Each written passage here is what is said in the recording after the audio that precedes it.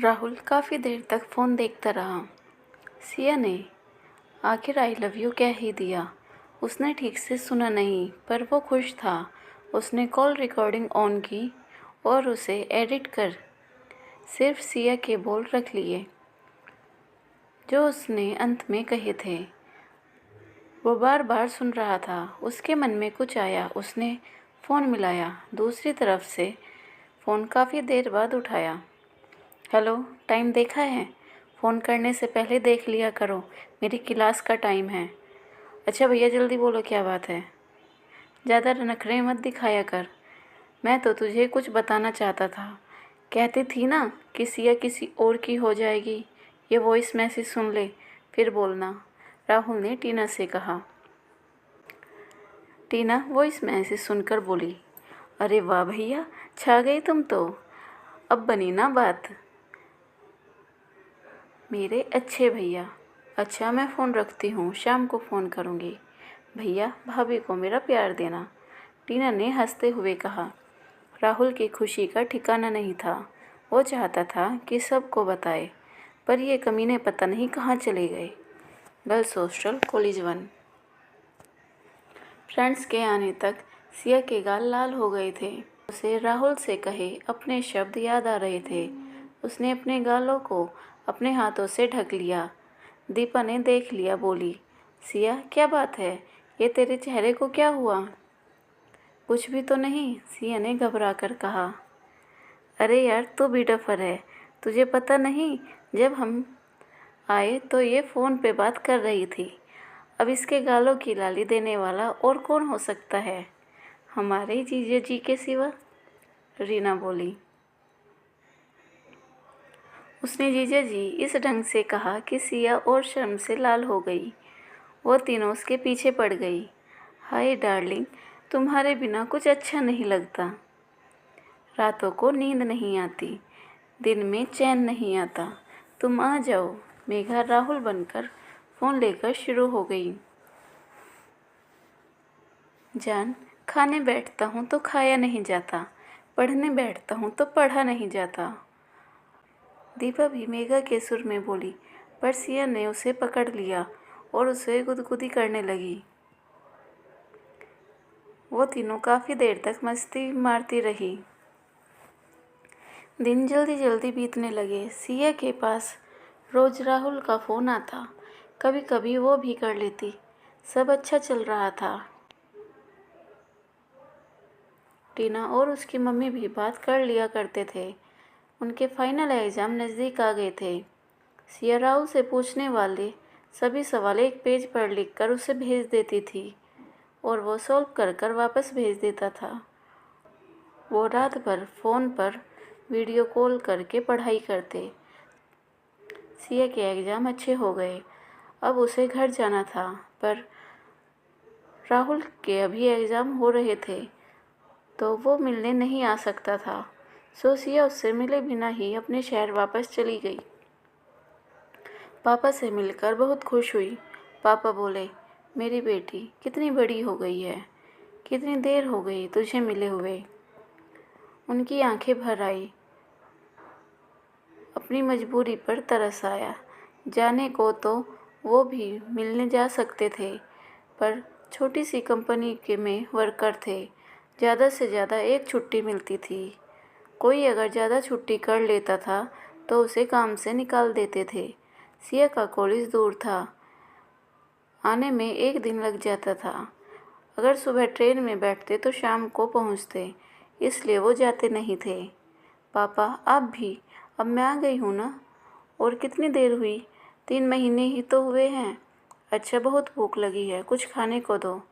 सिया ने बात बदलते हुए कहा। दोनों खाना खाने लगे। सिया को सफ़र की थकावट हो गई थी। वो खाना खाकर आराम करने चली गई।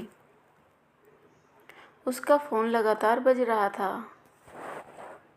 पहले रीना, मेघा और दीपा का फ़ोन आया, उससे पूछने के लिए कि ठीक ठाक पहुंच गई। राहुल का फ़ोन शाम को आया। हेलो, फ्री हो गई? अब क्या इरादा है? अच्छा, घर अकेली मत जाना, मैं चलूँगा छोड़ने। राहुल, मैं घर आ गई हूँ। असल में हॉस्टल का टाइम पूरा हो गया था तो खाली करना पड़ा। रहती कहाँ? सो ट्रेन से वापस आ गई। तुम्हारे एग्ज़ाम थे इसलिए तुम्हें बताया नहीं। अच्छा, अब मेरी टेंशन मत करना, अपने एग्ज़ाम दे लेना ध्यान से, सिया ने उसे समझाया। तुम हद करती हो, मुझसे एक बार बात तो करती, ऐसे कैसे बिना मिले चली गई? ठीक है, जो तुम्हारा दिल करे वो करो। मैं होता कौन हूँ? राहुल को गुस्सा आ गया। राहुल, क्यों बच्चों जैसी बातें करते हो? मैंने ये तुम्हारे लिए किया। अच्छा, अब नाराज़ ना होना, वरना मैं कैसे ये टाइम निकालूंगी। जब पहले तुम नाराज़ हुए थे, मुझे ही पता है मैं कैसे ज़िंदा रही थी, कहकर सिया रोने लगी। राहुल का गुस्सा सारा ख़त्म हो गया। बोला, अच्छा अच्छा रो मत, मैं कहाँ नाराज़ हूँ। अरे मेरी प्यारी सिया, ऐसे नहीं रोते। अच्छा, आई एम सॉरी। ये लो, मैंने कान पकड़े, अब तो मान जाओ। यूँ रूठो ना हसीना, मेरी जान पे बन जाएगी। राहुल गाना गाकर उसे मनाने लगा। सिया हंस दी। फिर वो काफ़ी देर बातें करते रहे। सिया बातें करते करते सो गई। राहुल को उसकी सांसों की आवाज़ सुनाई दे रही थी। उसने 2 बार सिया को पुकारा, फिर उसने गुड नाइट कहकर फ़ोन काट दिया। सिया को आए हुए कुछ दिन हो गए थे। पापा सुबह चले जाते, शाम को आते थे। वो दिन भर घर बैठकर बोर हो गई थी। यहाँ उसकी कोई फ्रेंड भी नहीं थी, सो वो घर के काम निपटाकर किताबें पढ़ने लगती। आज भी जब वो पढ़ने बैठी तो रोज़ की तरह राहुल का फ़ोन आया। क्या हाल है, क्या कर रही हो? सिया ने उसी सर में कह दिया, बस तुम्हारा ही ख्याल है, तुम्हें ही याद कर रही थी। सच्ची इतना मिस करती हो मुझे? अगर पास होते फिर मिस थोड़ा ही करती। हाँ, ये भी है। तुम्हारा मन नहीं करता मुझसे मिलने को? मन करने से क्या होता है, तुम इतनी दूर हो और मैं यहाँ से जा नहीं सकती। तभी डोरबेल बजी। सिया बोली, राहुल, फ़ोन बंद कर रही हूँ, कोई आया है, शायद पापा वापस आ गए। फ़ोन बंद करके सिया ने दरवाज़ा खोला। उसकी आंखें खुली की खुली रह गई और जोश और खुशी के मारे बोली, राहुल, तुम यहाँ कैसे आए? मुझे बताया भी नहीं। राहुल ने उसे गले लगा लिया और अंदर ले आया। सिया की आंखों में आंसू थे। राहुल ने उसके आंसू पोंछे और उसके माथे को चूमते हुए बोला, अब क्यों रो रही हो? अब तो मैं आ गया हूँ। सिया ने उसे और कसकर पकड़ लिया। दोनों काफ़ी देर ऐसे ही खड़े रहे। फिर सिया ने उसे अंदर लाकर बिठाया। राहुल बोला, अगर मुझे पता होता कि तुम मुझे इतना मिस कर रही हो तो मैं कब का आ जाता। 2 दिन पहले ही एग्ज़ाम ख़त्म हुए, फिर हॉस्टल खाली किया और बस फिर आ गया। सच्ची, जब तुम साथ थे तो पता नहीं था कि तुमसे कितना प्यार है। सच कहते हैं कि दूरियां प्यार बढ़ा देती है। चलो, अच्छा है तुम आ गए। मैं तुम्हें अपना गांव दिखा कर लाऊंगी। तुम आराम कर लो, मैं खाने में कुछ बनाती हूँ। उसने राहुल को अपना घर दिखाया। घर पुराने स्टाइल का था, पर काफ़ी बड़ा था। दरवाज़ा एक गैलरी में खुलता था। राइट और लेफ्ट साइड 2 कमरे थे। राइट में लिविंग रूम और उसके साथ टॉयलेट, लेफ्ट में डाइनिंग रूम के साथ किचन, सामने आंगन था। आंगन के चारों ओर कमरे थे। सिया का बेडरूम लेफ्ट में किचन के बगल में था। उसके साथ ही स्टडी रूम था। उसके साथ पापा का कमरा था और 2 गेस्ट रूम थे। एक बड़ा बाथरूम और टॉयलेट अलग से बनाया हुआ था। बाकी राइट साइड में लिविंग रूम को छोड़कर 3 कमरे, एक किचन और एक टॉयलेट किराए पर दिए हुए थे। उसे बीच में दीवार बनाकर अलग किया हुआ था, जिसका दरवाज़ा बैक साइड में खुलता था। किराएदार फैमिली वाले लोग थे, पति पत्नी और 2 बच्चे, पर छुट्टियों के कारण वो अपने घर गए हुए थे। राहुल को सारा घर दिखाकर सिया बोली, ये पापा के बगल वाले रूम में, अब तुम सामान रख लो। मेरा कौन सा बहुत सामान है, एक बैग ही तो है, मैं बस परसों चला जाऊंगा, राहुल बोला। क्यों, इतनी जल्दी क्यों? सिया ने पूछा। अच्छा थोड़ा ही लगता है, तुम्हें इतने दिन यहाँ रहूँगा तो अंकल क्या कहेंगे? सिया ने कुछ सोचा तो उसे उसकी बात ठीक लगी। वो बोली, वो तो ठीक है, तुम पापा को क्या कारण बताओगे अपने आने का? अच्छा जी, अब याद आया तुम्हें, मैं कोई डरता थोड़े ही हूँ। अंकल से कह दूंगा तुम्हें मिलने आया हूँ। अपनी होने वाली पत्नी से मिलने तो आ ही सकता हूँ। नहीं नहीं, ऐसा मत कहना, सिया ने घबरा कर कहा। राहुल को उसका इस तरह का चेहरा क्यूट लगा। उसने उसकी गाल खींचते हुए कहा, मुझे क्या पागल समझा है? मैं तो मजाक कर रहा था। अब कुछ खिला भी दो, बहुत भूख लगी है। सिया किचन में जाकर खाना बनाने लगी। उसने दाल बना रखी थी, पनीर की सब्जी और चावल रख दिए।